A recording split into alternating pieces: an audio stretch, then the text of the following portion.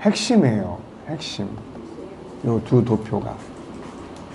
예, 참 감성지능이라는 것을 이렇게 단순하게 설명을 하려고 그러면은 그렇게 뭐 어려운 게 아닌데, 이걸 정리를 하다 보니까 정말 이게 어렵더라고요.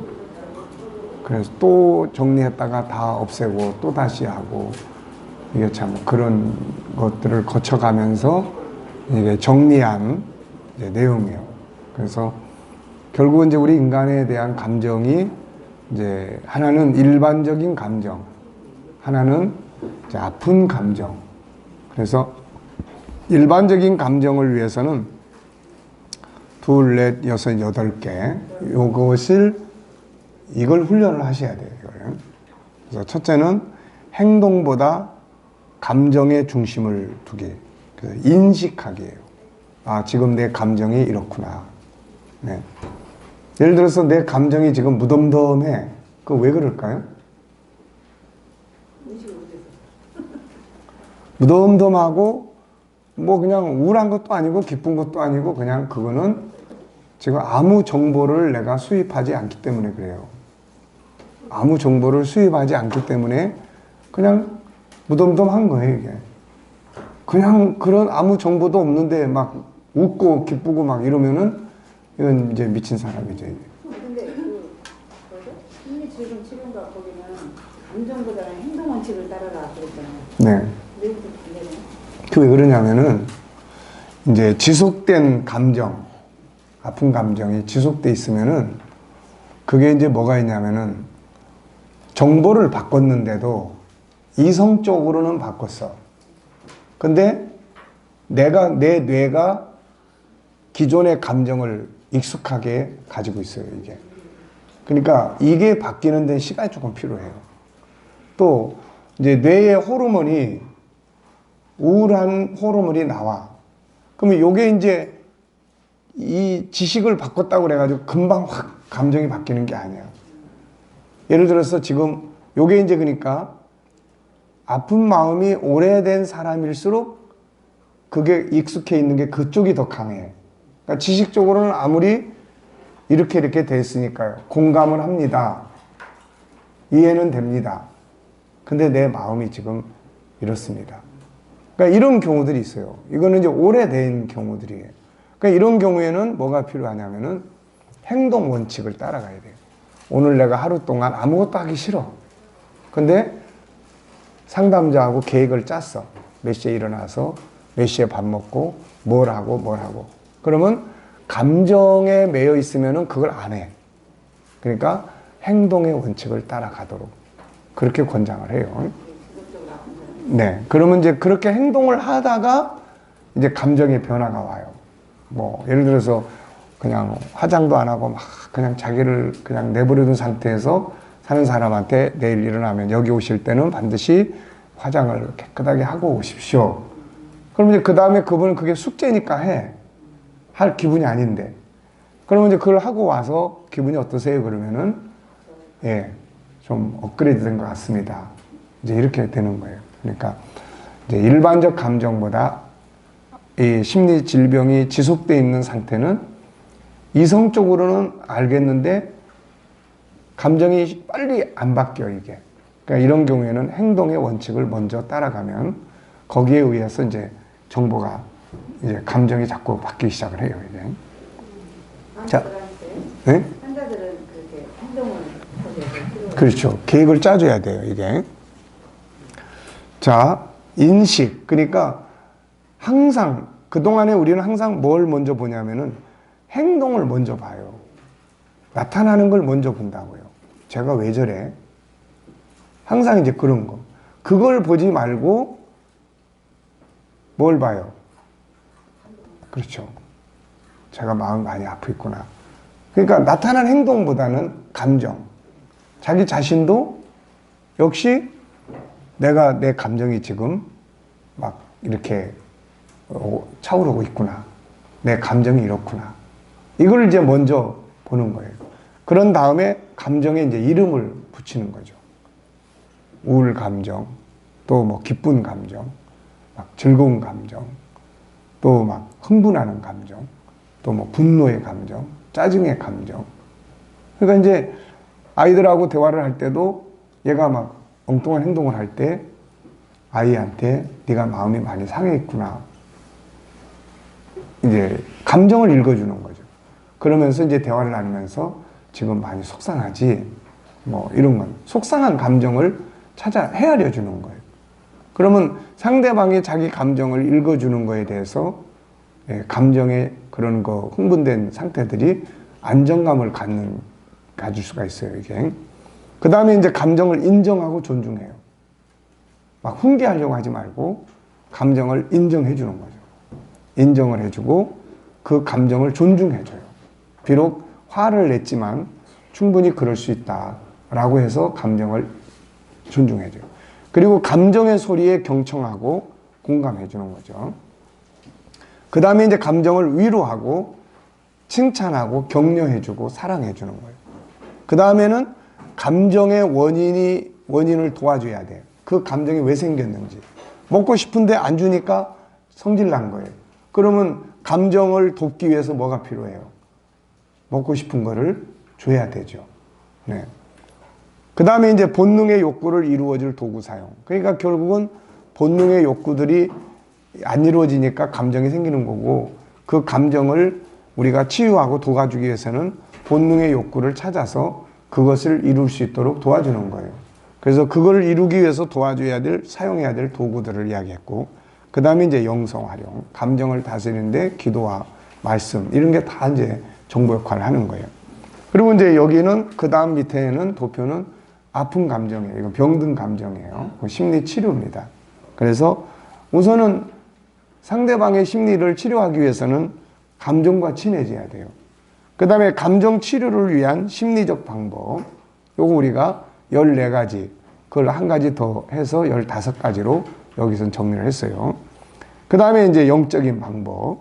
그 다음에 약물 치료, 환경의 변화, 1:1 치료. 이건 뭐냐면은 이 사람의 감정이 지금 분석을 해서 이 감정이 무시를 당했다 그러면 뭘로 치료를 해요? 존귀함으로 치료를 한다든지, 이 사람이 지금 새로운 자기의 재능을 개발을 해야 되는데 그게 안 돼.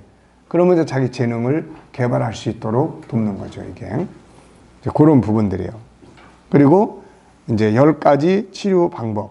우리 이제 억압에서 10가지 해방할 때 사용하는 방법을 이제 활용을 해서 감정을 이제 치료하고 이제 하는 거죠. 그러니까 일반적인 감정과 이제 심리 질병의 감정, 아픈 감정이에요. 이 두 가지를 우리가 이제 다루게 됩니다. 자, 아시겠죠? 자, 감정은 어떻게 형성되죠? 우리가 이미 다 공부한 거니까. 어떻게 형성되죠? 정보에 의해서 감정을 만들어져요. 자, 아무것도 안 하고 있으면은 어때요? 감정은 그냥 아무것도 아니야. 그래서 어느 땐가 우리가 집에 있으면서 보면 그냥 마음이 별로 뭐 기쁜 것도 아니고 슬픈 것도 아니고 그냥 무기력해지고, 이거는 뭐 그래요? 왜 그래요? 아무 정보 앞에 자기가 노출이 안 돼 있기 때문에 그래요. 그러니까 이럴 때는 나가서 운동을 한 바퀴 한다든지 그러면 운동이라고 하는 정보가 마음을 좀 상쾌하게 만들어줘요. 또 뭐 친구 만나서 뭐 밥 먹거나, 아니면은 뭐 어디 업무적인 일에 가서 하거나, 아니면 어디 가서 실컷 얻어 터지고 오거나, 그러면 실컷 얻어 맞고 오면은 감정이 어떻게 돼요? 감정이 기분 나쁘게 되죠. 그러니까 어떤 정보에 노출된 것이 없으면은 내 감정, 기분이라는 것이 무덤덤한 거예요. 그러니까 우리가 무덤덤한 감정이 있다면 지금 내가 아무것도 안 하고 있어서 그렇구나, 뭔가 해보자, 이제 이렇게 해야 된다는 거죠. 그게 우리가 감정을 인지하고 감정을 컨트롤하는 능력이에요. 내가 너무 흥분돼 있다 그러면은 그 감정을 어떻게 식혀야 될 것인지, 이제 이런 부분들을 잘 다루는 거죠. 감정이란 어떤 것들에 대한 느낌이에요. 느낌, 기분. 근데 좋은 감정만 일어나면 괜찮은데 나쁜 감정도 일어난다는 거죠. 나쁜 감정이 삶을 지배하게 되면 여러 가지 문제가 발생해요. 그래서 좋은 감정을 만들기 위해 노력해야 하고 나쁜 감정은 다스려야 돼요. 잠언 4장 23절, 16장 32절에 마음을 다스리라. 마음을 다스린다. 마음을 다스린다. 이거를 영어 성경을 보면은 성격을 컨트롤한다 이런 말이에요. 성격을 컨트롤한다. 결국 마음을 컨트롤하는, 감정을 컨트롤하는 거죠. 자, 감정은 어떻게 만들어져요? 네, 감정은 정보에 의해서 만들어진다. 보고 듣고 느끼고 생각되는 다양한 정보들을 통해서 감정이 형성이 된다. 그래서 아무런 정보를 얻지 않고 가만히 있으면은 감정이 어떻게 돼요? 그냥 무기력한 감정이 형성이 돼요. 뭔가를 위해 움직이게 되면 그것들로부터 다양한 정보를 얻게 되고 이 정보들은 다양한 감정을 만들게 됩니다. 다시 말하면 감정은 정보에 만들어져요. 아, 그냥 난 피곤해 지금 다 귀찮아. 그러면 이제 이 사람의 감정은 지금 뭐예요? 피곤한 감정이에요. 이 피곤한 느낌, 피곤한 감정은 왜 오는 거예요? 어떤 정보에 의해서 온 겁니까 이게? 별로 재미있는 소식을 못 들었거나 내 몸이 피곤해하다고 너무 힘들게 하다 보니까 지쳐있다고 하는 느낌에서 오는 감정이에요 그게. 예, 그러면 어떻게 해야 되죠? 네. 그러면 이제 우선 이제 인정해주고 네가 지금 많이 지쳐있구나. 자기 자신에게 네가 많이 지쳐있구나. 그래, 수고 많이 했어. 그동안 정말 열심히 살았어. 네. 그렇게 위로하다 보면은 눈물도 주르륵 나고, 네. 그래, 좀 쉬어. 어떻게 쉴까? 네. 예. 그러니까 자기 감정을 위로할 줄 알고 하는 능력이에요. 이 감성지능이라는 게. 네. 자, 전철 안에서의 이야기. 이제 막 엄청 많이 들었죠. 처음에 시끄럽다고 했던 사람이 나중에 네, 자기 아내가 세상을 떠나서 아이들을 뭐라고 나무려야 될지 모르겠다. 그랬더니 갑자기 이제 달라지는 거죠. 자, 위의 이야기가 주는 의미. 결국 그 사람에 대한 정보가 또 한 가지 따라 그 사람에 대한 감정이 변하고 감정의 변화는 행동의 변화를 가져오죠. 안 좋은 정보는 좋지 않은 감정을 만들어내고 좋은 정보는 좋은 감정을 만들어내요. 슬픈 정보를 보거나 들으면 슬픈 감정이 생기고 무시하는 정보나 기분 나쁜 정보를 듣거나 보게 되면 분노하는 감정이나 우울한 감정이 만들어지고 반대로 기분 좋은 정보를 듣거나 보게 되면 기쁘고 즐거운 감정이 만들어져요. 사실 설교라는 건 뭐죠? 설교.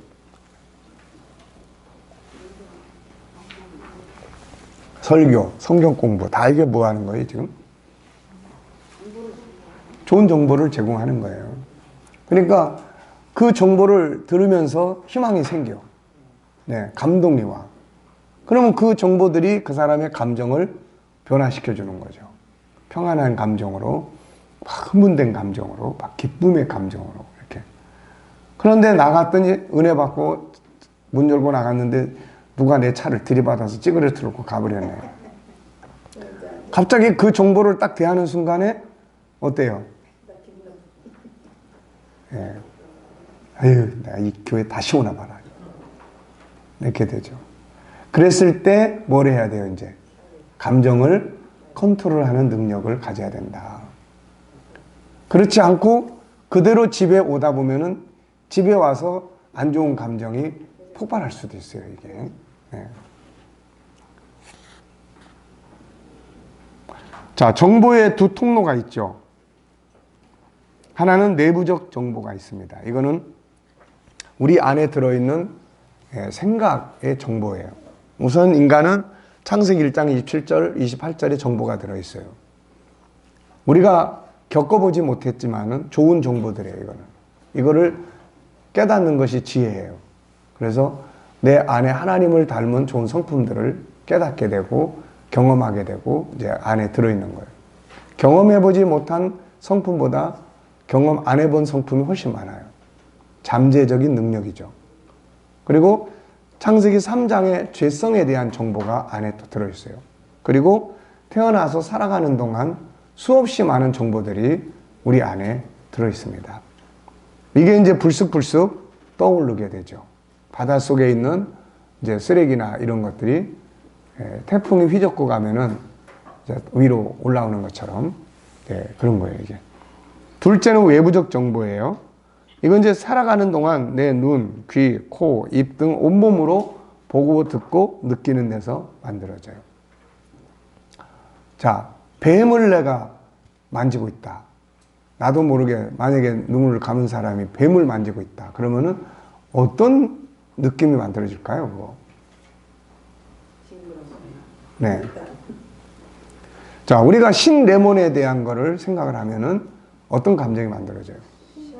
네, 신레몬이라는 말만 들어도 벌써 이제 그러니까 이 정보라는 것이 감정을 만들고 신경 조직을 움직여요, 이게. 대화 속에서 감정이 좋아지기도 하고 나빠지기도 하는 것은 상대방으로부터 듣게 되는 말이라는 정보 때문이에요. 그래서 이 상담은 그 감정을 그렇게 만들어진 감정을 해체시키기 위해서 좋은 말들을 해주는 거죠. 그럼 그 좋은 말들을 들으면은 감정이 누그러져요. 상대방을 전혀 이해하지 못했는데 내 이야기를 들으면서 아, 상대방도 그런 아픔이 있었겠네요 라고 하는 것을 들으면은 느껴지면은 감정이 이제 그 사람에 대한 감정이 갑자기 막 불쌍해지는 거예요. 이게. 그래서 이제 그런 부분. 자, 세 가지 성격이 있죠. 첫째는 자연적 정보. 이거는 뭐예요? 내가 원해서가 아니고 자연적으로 만나고 들어오는 정보들이 아침에 일어나서 만나게 되는 사람들, 가는 길에서 보이는 현상, 살아가는 모든 환경에서 자연적으로 발생하는 정보들이에요. 그래서 감정은 수시로 변해요. 기분 나빴다, 좋았다. 갈 때 길거리가 깨끗해서 기분이 좋았는데 갔더니 그냥 상사가 넌 뭐하고 돌아다녀? 이래버리면은 그냥 엄청 기분 짜증나고. 그런데 그 다음에 사장이 불러다가 일 잘해줘서 고마워. 그러면 또 갑자기 그냥 감정이 또 막 엄청 좋아져. 네. 근데 이제 또 전화가 와서 엄마가 병원에 입원했대. 그게 또 갑자기 감정이 또 어떻게 돼, 이거? 막 슬퍼져. 네. 그걸 조절해야 제대로 인격적인 사람이라고 그대로 표현해야 되는 그러니까 이제 그런 감정을 뭐 인격적인 사람이다 이런 것보다도 얼마만큼 컨트롤할 수 있는 능력이 있느냐에 따라서 이제 관계가 이제 막 흥분하는 관계가 아니고 좋은 관계를 유지할 수 있는 거죠. 그게 이제 잘 컨트롤이 안 되면 막 정신없이 막 울어, 막 엄청 울고 막 엄마 입원해 있다니까 이제 막 큰일 났다고 그러고 막 이러니까 이제 가다 지하철 타고 가다가 지갑 잊어버리고 오거나 막 손해도 생기고 또 그냥 갔더니 뭐 동생이 와 있으니까 넌 뭐하고 쏘다니냐고 막 또 한바탕 퍼부대니까 또 관계도 나빠지게 되고 이제 이런 거예요. 이게. 그러니까 그런 것들을 내 감정이 막 다양하게 할 때 이걸 어떻게 컨트롤을 할 거냐. 성경은 그걸 다스리라는 거죠. 그래. 의도적 정보가 있죠.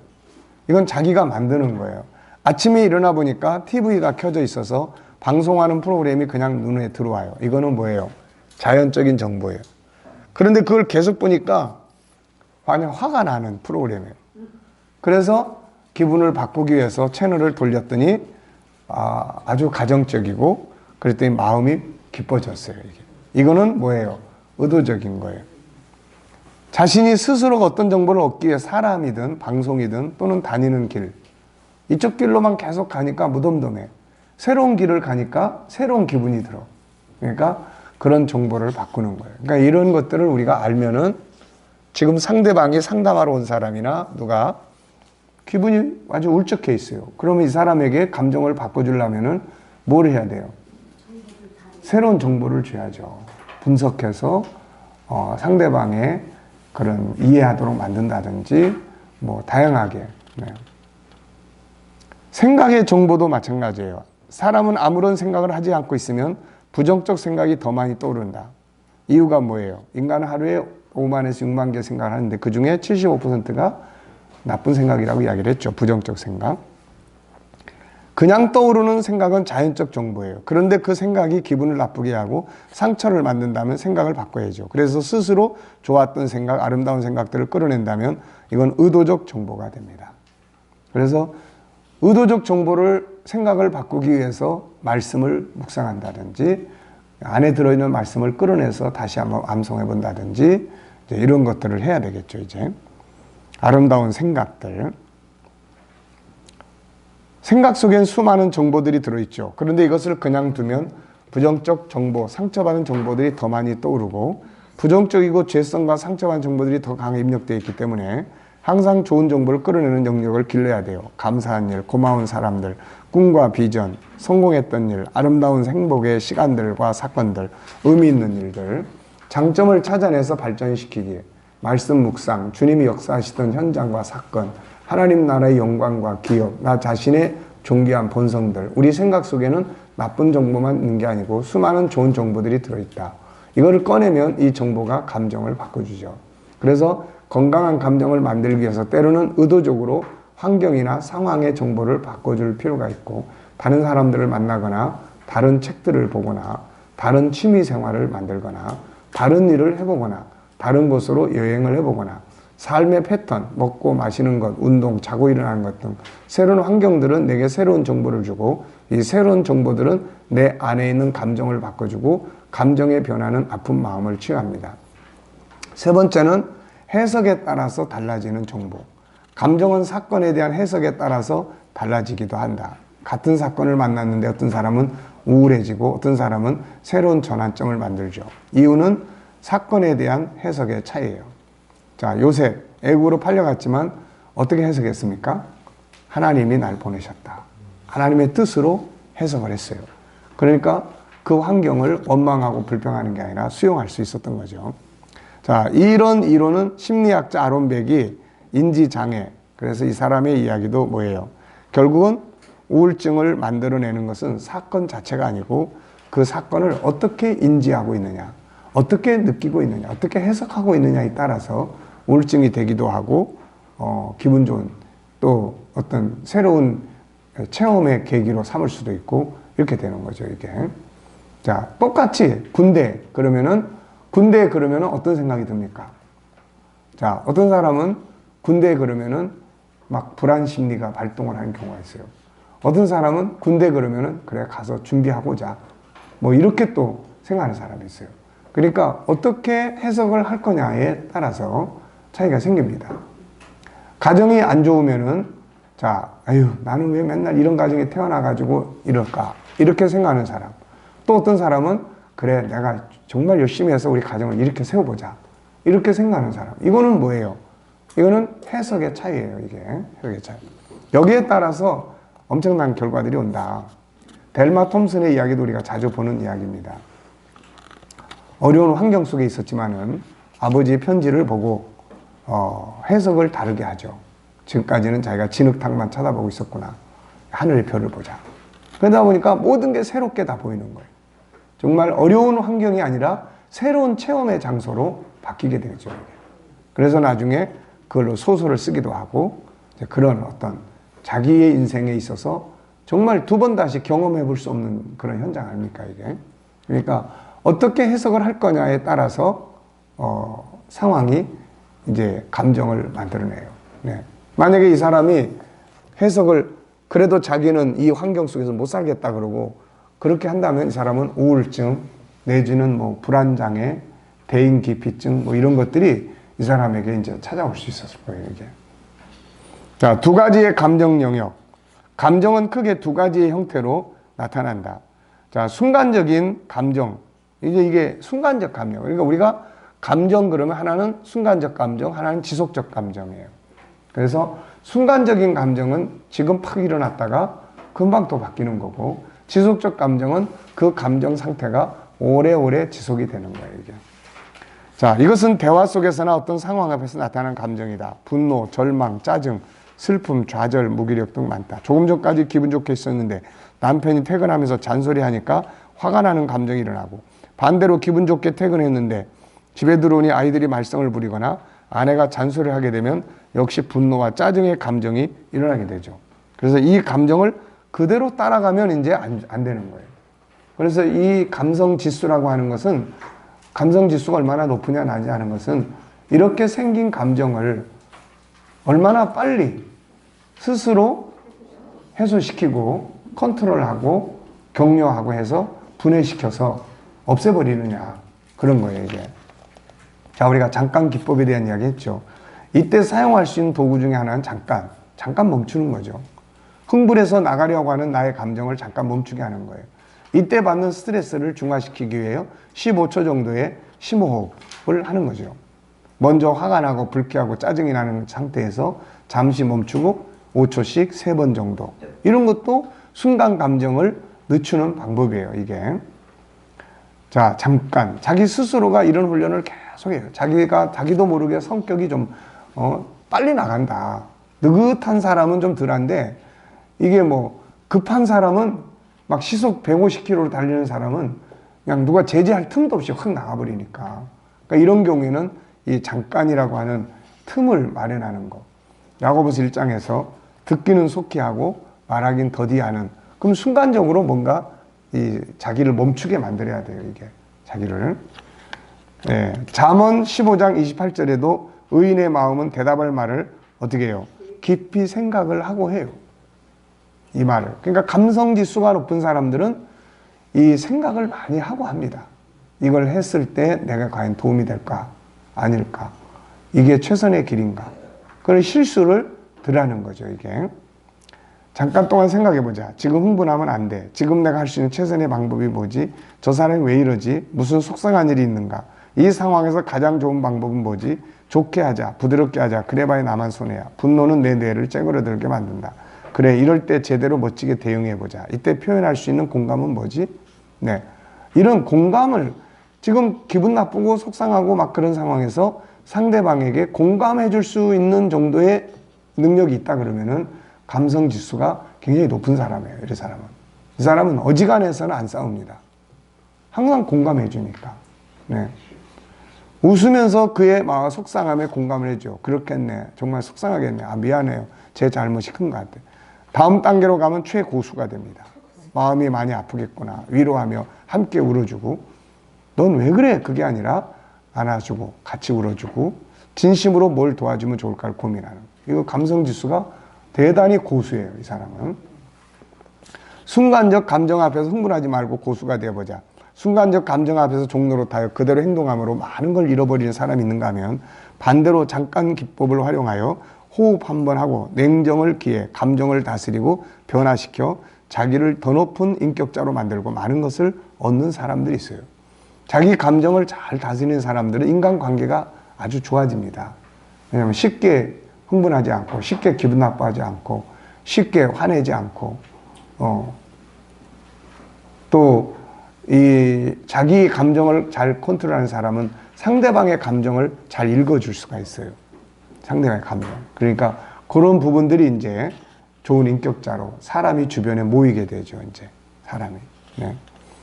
자, 여기 친절과 미소 이야기도 우리가 몇 번 봤습니다. 택시 기사가 이 심리학자가 택시 뒷자리에 타고 가는데 뭐예요? 끼어드는 사람. 그럼 보통 누가 성질을 냅니까? 그렇죠. 그러니까 이 사람은 당연히 자기가 탄 택시 기사가 창문 열고 욕을 바가지로 할 줄 알았는데 오히려 끼어든 사람이 손가락질을 해대고 그러는데 이 사람은 웃고 손을 흔들고 지나가는 거예요. 그래서 이 사람이 깜짝 충격을 받았죠. 그랬더니 이 사람이 뭐라고 이야기합니까? 뒷페이지 보시면 이렇게 이야기하죠. 대부분의 사람들은 마치 쓰레기차 같아요. 절망감, 분노, 짜증, 우울함 같은 쓰레기 감정을 가득 담고 돌아다니거든요. 쓰레기가 쌓이면 자연히 그걸 쏟아버릴 장소를 물색하게 되죠. 아마 그대로 내버려두면 그들은 당신에게 쓰레기를 버릴 거예요. 그러니 누군가가 얼토당토않게 화를 내고 신경질을 부리더라도 기분 나빠하지 마세요. 그냥 미소를 지은 채 손을 흔들고는 다른 일로 주의를 돌리세요. 제 말을 믿으세요. 틀림없이 전보다 더 행복해지실 겁니다. 그러니까 심리학자가 운전사가 이 말 할 때 얼마나 깜짝 놀랐겠어요, 이게. 네, 그러니까 이 사람은 감성 지수가 굉장히 뛰어난 사람이에요. 그런데 이해하고 사람의 마음을 이해하고 있고 사람은 다 아픈 쓰레기들을 가지고 있다. 그럼 내게 쏟을 때 내가 받아주면 된다. 그런 거죠, 이게. 그러니까 준비된 마음이 있죠. 네, 그래서 감성 지수를 높이는 데는 평안에 예비한 복음으로 신을 신고 그래서 준비하는 것이 아주 중요합니다. 그래서 이 사람이 이제 인생을 바꾸는 거죠. 이렇게. 자, 똑같으면 져요. 단수를 높여라. 상대방이 분노할 때 같이 받아치지 말고 부드러워질 수 있는 성숙함을 가져보라. 잠언 15장 1절 유순한 대답은 분노를 쉬게 하여도 과격한 말은 노를 격동한다. 유순한 말이 뭐예요? 경청해 주는 거, 공감해 주는 말이에요.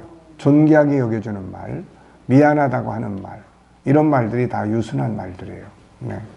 자, 다스리지 못한 감정 행동의 결과, 결국 이제 이런 것 때문에 실패하는 거예요. 사람이 능력은 많은데 순간적으로 끌어오는 그 분노의 감정을 다스리지 못한 막대한 손해를 봅니다. 분노는 오늘날 우리에게 엄청난 피해를 주죠. 대부분의 많은 가정들이 분노 때문에 깨지고 인간관계가 분노 때문에 파괴되고 때로는 분노는 살인을 불러오고 분노 때문에 고혈압이 오고 심장병이 오는 거죠. 자, 여기 보면은 어느 월요일 아침 행크는 꽉 막힌 도로 가운데 꼼짝도 못하고 있다. 회사에 지각할 게 뻔하다. 교차로에서 다른 차가 앞으로 끼어들자 행크는 경적을 울리고 그 차 운전자를 향해 고함을 질렀다. 잠시 뒤로 또 다른 운전자가 끼어들게 했을 때 그는 급히 브레이크를 밟아 차를 세웠다. 그리고 뒷좌석에 있는 야구방망이를 꺼내들고 차에서 내려 그 차의 유리창을 내려쳤다. 곧이어 신고를 받은 경찰이 도착했고 행크의 손목에 수갑이 채워졌다. 자, 감정을 컨트롤하지 못함으로 인해서 이 사람은 사무실에 가 있어야 될 사람이 지금 어디로 갔어요? 지금 경찰서로, 감옥으로 갔어, 지금 유치장으로. 참, 그리고 나서 이 사람이 이제 나중에 그 감정이 그런 이제 경찰서라는 새로운 정보를 맞닥뜨렸을 때 그 감정을 어떻게 변할까요? 어떤 감정으로 변하겠어요? 그렇죠. 후회의 감정으로 변하는 거예요. 후회의 감정. 내가 그걸 왜 그래가지고, 예, 그런 감정을. 우리도 그렇게 살 때가 꽤 많죠. 네. 그러니까, 우리는 항상 회개를 많이 합니까? 승리의 고백을 더 많이 합니까?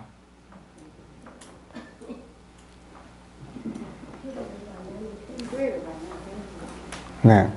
대표 기도들을 하는 것도 들어보면은 보통 회개를 많이 해요.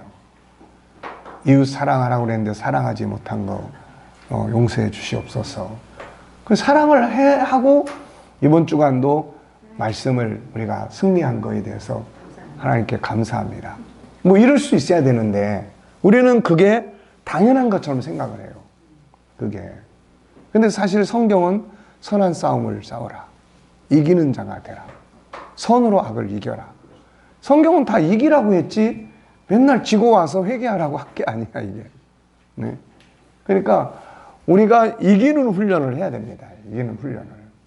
그러고 나면 굉장히 기분이 좋죠. 예를 들어서 상대방이 막 화나게 만들었는데 공감을 한번 딱 해주고 나면 내가 기분이 엄청 좋아져요. 엄청. 네.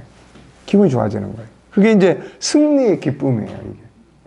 네. 그러니까 우리가 이런 것들을 항상 경험을 많이 해야 된다고요. 항상. 지고 후회하고, 또 지고 후회하고, 또 회개하고, 계속 반복하고. 그러면 그게 나중에 거기에 익숙해져요, 그게. 자, 여러분 같으면 이제 어떻게, 지금까지도 어떻게 했습니까? 앞에 차가 딱 끼어들었어요. 그러면 이제 이 사람은 야구방망이 들고 나왔는데, 여러분들은 어떻게 합니까? 체크나이프 들고 나오나요? 뭐. 자, 보통 어떻게 반응하죠? 그때는 막 끌어오는 분노가 확 일어나니까, 분노의 감정이 일어나니까, 그때는 어떻게 해요?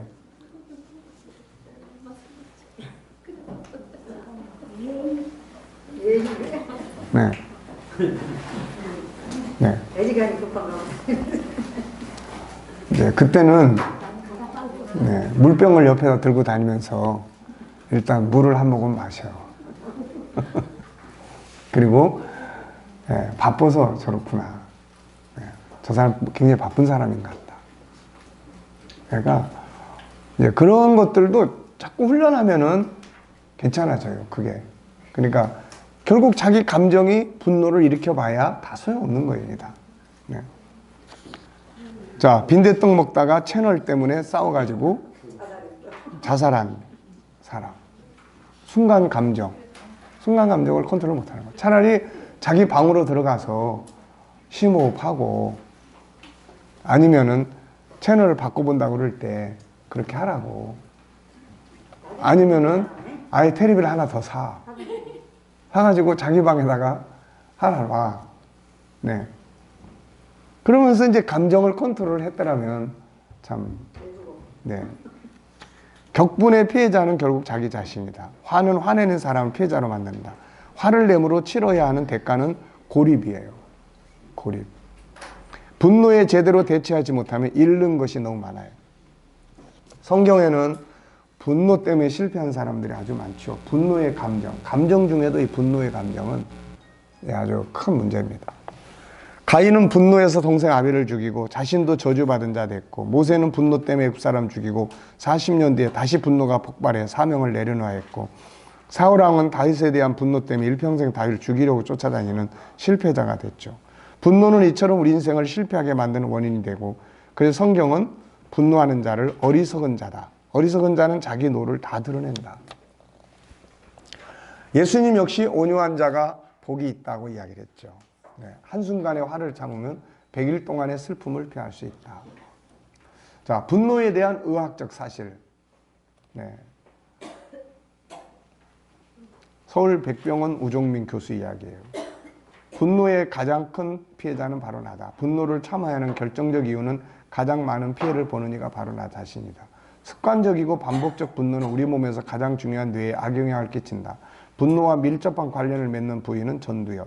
전두엽은 이성적 판단을 가능하게 하는 것인데, 분노가 일상화되면 조절 기능이 약화되어 충동 조절을 못하고 억제 능력이 떨어져 별거 아닌 일에도 화를 내게 되고, 감정 조절을 못하면 우울증에 걸릴 확률도 높아진다.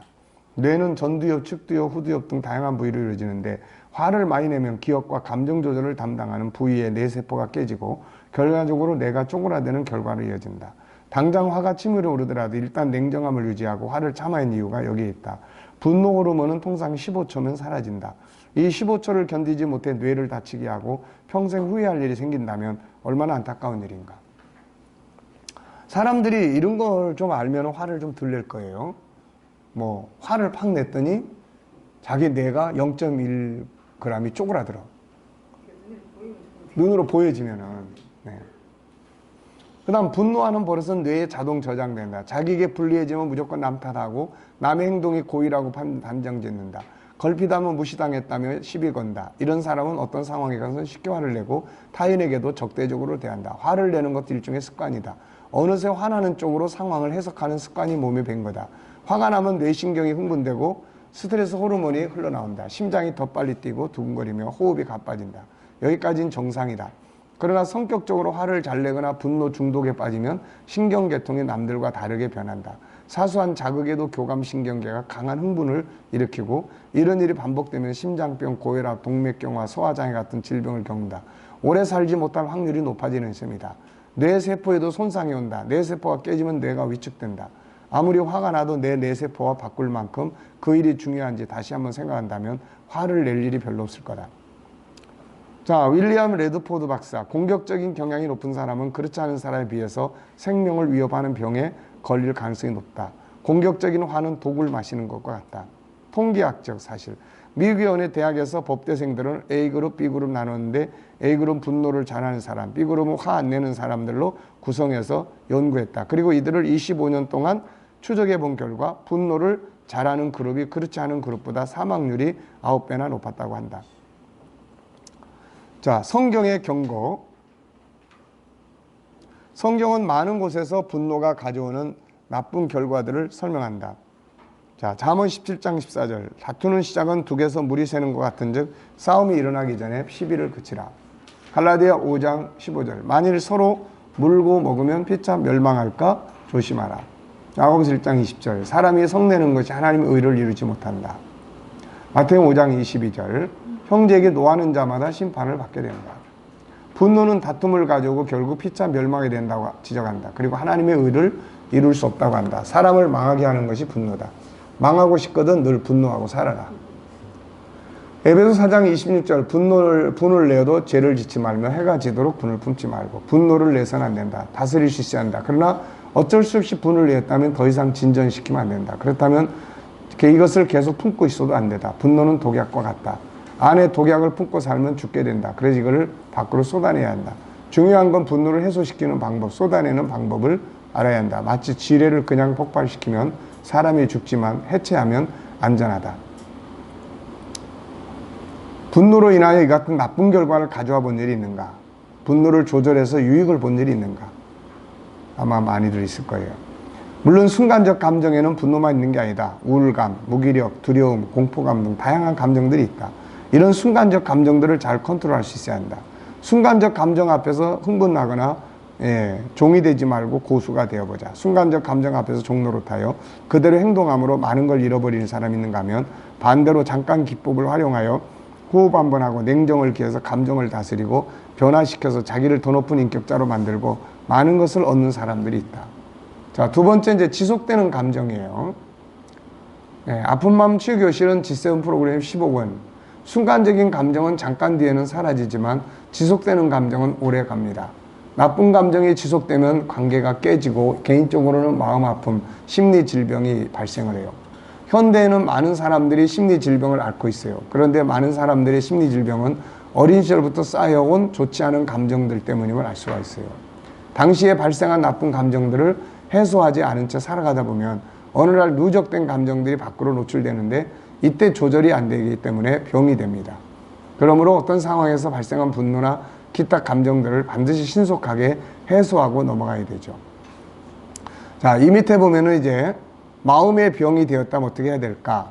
그래서 우리가 이제 10가지를 우리가 늘 이제 여기에 근거해서 우리가 이제 사람을 다루게 됩니다. 이름 짓고 분석하기, 의지 갖기, 목표 세우기, 자원 찾기, 실행 점검 기억, 계획, 선포 실행, 점검 보완, 보상, 장점 강화, 목표 성취, 새 비전.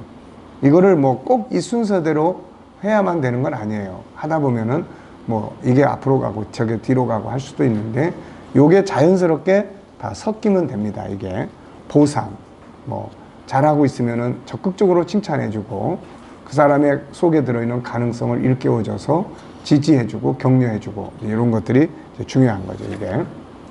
자, 먼저 아픈 마음의 정체를 찾아서 이름 붙이고 그 다음 분석. 분석은 이제 1차, 2차, 3차 분석까지 했어요. 1차 분석은 뭐예요?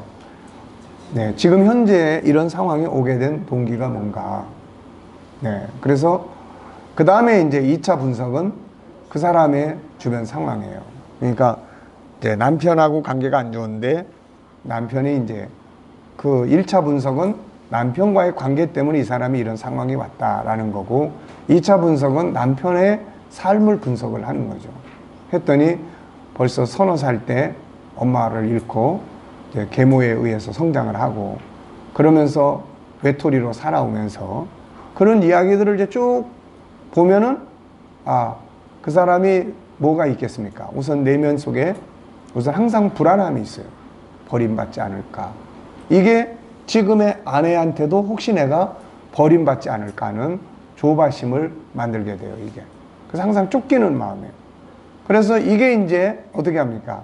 이제 더 분노도 쌓이게 되는 거예요. 그래서 평상시에는 폭발을 못 시키다가 술을 마신다든지 그러면 이제 그게 자기도 모르게 그게 폭발을 하는 거예요. 그러니까 이제 그런 내용들을 이해를 하고 나면은 어떻습니까, 이제? 예. 충분히 긍휼한 마음도 들게 되고, 그렇죠. 그리고 이제 어떻게 대응을 해야 될 건지, 이제. 그 다음에 3차 분석은 남편의 아버지, 어머니를 분석을 해요. 부모가 어떻게 살았는지, 이런 거. 의지. 의지를 만들기 위해서는 3가지 질문. 이게 삶에 미치는 영향. 그 다음, 계속 진행된다면. 그 다음에 어떻게 하고 싶은지. 목표 세우기, 자원 찾기.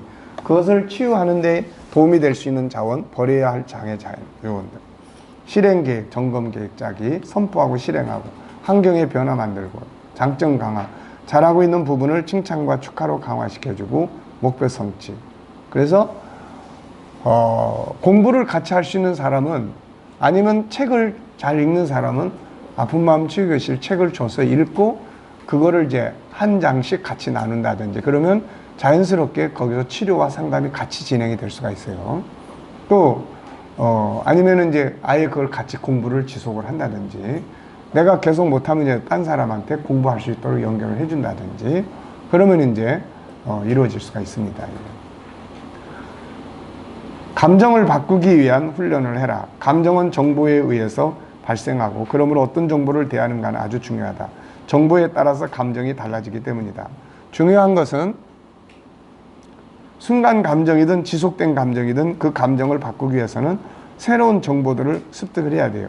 그러므로 순간 감정이든 아니면 지속된 감정이든 안 좋은 감정이 만들어졌다면 환경의 변화를 위해 새로운 정보를 얻는 훈련을 해야 돼요.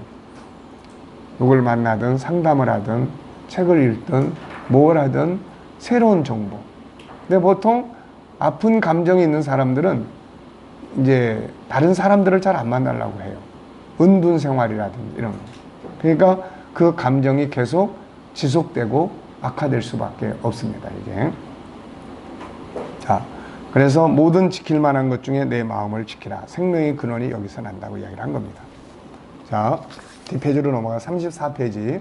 요 두 도표가 감성지능의 핵심 내용이에요, 이게. 그래서 요거는 꼭 외워두세요. 그래서 요거를 활용을 해야 돼요. 그래서 사람을 대할 때 김상선 목사님하고 이렇게 대화를 나누지만 김상선 목사님이 이야기를 하고 행동을 할 때 나는 뭘 봐야 되냐면 그 사람의 감정을 봐야 돼요. 그 사람의 감정. 감정을 보면은 그 감정이 그 사람의 말을 하게 만들고 행동을 하게 만들기 때문에, 그리고 더 나아가서 뭐 해야 돼요? 그 감정 속에 있는 저 사람이 원하는 본능을 체크를 해야 돼요. 그걸 찾아야 돼요. 그래서 그걸 찾아 도와주면 자연히 감정은 식어지고 해체돼요. 이게 감정을 나타나는 것을 붙들고 씨름을 하면 감정은 더 악화돼요. 네. 애가 학교에 와서 계속 화를 내고 그러는데 엄마가 왜 화를 내냐고 자꾸 따지고 묻고 또 왜 그러냐 그러면은 어떻게 합니까? 이제 더 막 화가 나는 거예요. 네. 근데 감정을 인정해주고 그 감정의 소리를 들어주고 마음이 많이 아프겠다. 혹시 말해줄 수 있겠니? 감정을 이해한다고 그러면서 계속 또 따져. 그러면 이건 감정을 이해하는 게 아니라 감정을 더 악화시키는 거예요. 지금 말하고 싶지가 않아. 그럼 그 감정을 어떻게 해요? 어떻게 합니까? 이거를 해야 돼요. 인정해 줘야 돼요. 말하고 싶지 않은 상태를 인정을 해 줘야 된다고. 그걸 존중해 줘야 돼요. 그거를. 근데 우리는 상대방이 말을 안 하면 더 막 화를 내면서 입을 벌리게 만들려고 하죠. 예. 그러니까 그런 것들이 참 얼마나 이게 무지한 행동인지 몰라요, 이게. 그래서 자, 여기에 일반적 감정 다루는 거 항상 행동보다는 뭐에다 중심을 둬요? 감정에다가 중심을 둬야 돼요. 그래서 감정을 항상 봐야 돼요. 우리는 입에서 나오는 말, 이 손과 발에서 나오는 행동보다는 그걸 만들어내고 있는 감정을 봐야 된다. 감정을. 네. 아시겠죠? 그래서 지금 이제 우리가 이 훈련을 해야 돼. 감정을. 네. 감정을 봐야 돼요. 네. 저 사람이 지금 막 힘든 행동을 하고 그러면은 우리는 어떻게 해야 돼요?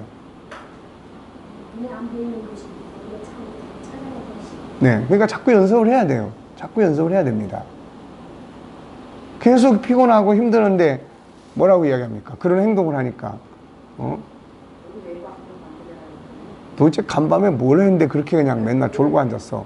이거는 뭐예요? 나타나는 행동을 내가 지금 대하는 거야. 그러면 이제 감정을 대하는 건 어떻게 해야 돼요? 그 피곤해하고 하는 행동을 인정을 해줘야 돼. 많이 피곤한가 보다. 많이 피곤한가 보다. 그래, 좀 쉬는 게 좋겠다. 뭐 도와줄 거 없어? 네, 이런 거죠, 이게. 그러니까 내가 감정을 이해하고 또 간밤에 도대체 뭐 했는데 또 너 게임 12시까지 했지 또. 막 이러면 이제 이거는 싸우자는 거고, 네. 많이 피곤한가 보구나. 좀 쉬어. 그래. 뭐 엄마가 혹시 도와줄 거 있어? 네. 이거는 이제 감정을 대하는 거예요, 이거는. 그래서 첫째 뭐예요? 감정을 인지하라. 감정을 인정해라. 두 번째는 이름 붙여라. 세 번째는 그 나타나는 행동, 감정이 만들어내는 그거를 인정하고 존중해라. 마음에 안 들지만은 지금 상태, 감정이 그래. 그러니까 그 감정을 존중해라. 그 다음에 나중에 이제 감정의 소리를 경청하는 거예요. 난 아파. 겉으로는 화내는데 속으로는 감정은 난 아파. 이걸 들어주고 공감해주는 거예요. 그 다음에 감정을 위로해주고 격려해주고, 그 다음에 감정을 도와줘야 돼요. 감정을 돕는다는 건 뭐예요? 그 감정을 만들어낸 원인을 찾는데 그 밑에는 5가지 본능, 이거를 찾아서 도와주는 거예요. 자, 그 다음에 이제 그걸 도와주기 위한 도구, 영성. 그리고 이제 아픈 감정은 우선 감정과 친해져야 돼요. 요거 기본적으로. 그 다음에 치료를 위한 심리적 방법 15가지. 그 다음에 아픈 감정을 치료하기 위한 영적인 방법.